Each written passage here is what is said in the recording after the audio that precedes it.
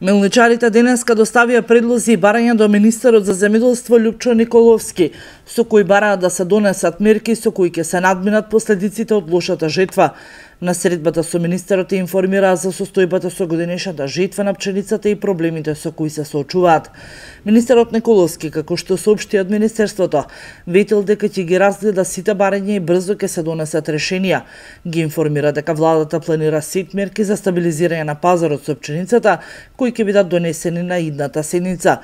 Годинава со пченица се засејани 76,400 хектари. До средината на месецот се ожнеани 60% од површините, а постигнати просечни приноси се 2,300 кг по хектар. Највисоки просечни приноси има во Битола 4000 кг на хектар, во Тетово 3500 и во Скопје 2200 кг на хектар.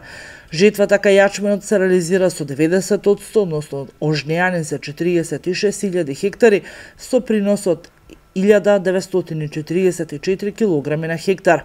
Се очекува производството на 190.000 тони пченица, што е за 37% помало во однос на 2016 година.